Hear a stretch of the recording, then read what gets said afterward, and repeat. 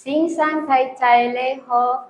I am Cherilyn Reyes, born on June 26, 1984, 41 years old, from Quezon City, Philippines. I am married and blessed with three children ages 18, 16, and 11 years old. I am high school graduate, and I like cleaning, cooking, and taking good care of kids. I work as a domestic helper in Hong Kong from 11 months from February 2017 to January 2018. I serve one couple and three children ages 5 years old and 1-year-old twins. I work as a domestic helper in Hong Kong from 8 months from April 2018 to December 2018. I serve one couple and two children ages 1 year old and newborn baby. I work as a housemaid in Philippines for 4 years and 7 months from August 2021 to March 2026. I serve one couple and newborn baby. Hello, Miss Charilyn Reyes. How are you today?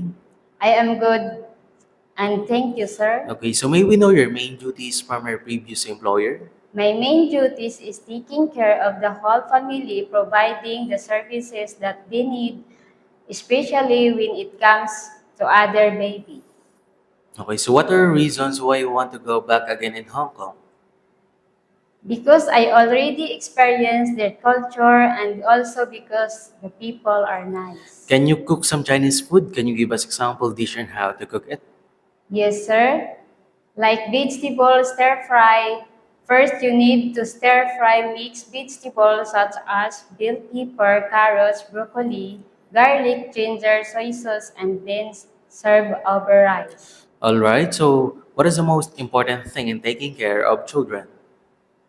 To prepare their food on time, check if their clothes weight and always keep them safe. How will you assist the child when crossing the street? Hold their hand and look to the right and left before crossing. Okay, so what is the most important thing in carrying a baby? Regularly check the diaper if it is wet.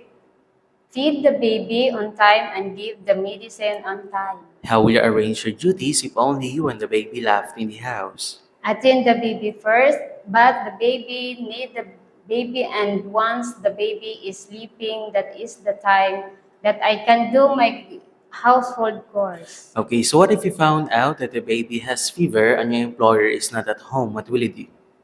First, I need to call and inform my employer for the parents and call a doctor for help and advice. Okay, do you have any last message to your future employer?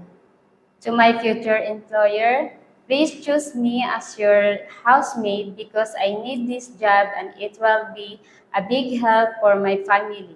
I promise to do my duties and responsibilities and I will finish my contract. All right, before we end, can you share your best smile? Thank you very much, Miss Charilyn Reyes, and hope to see you very soon in abroad. Ma'am and sir, thank you and I'm looking forward to work with you as soon as possible.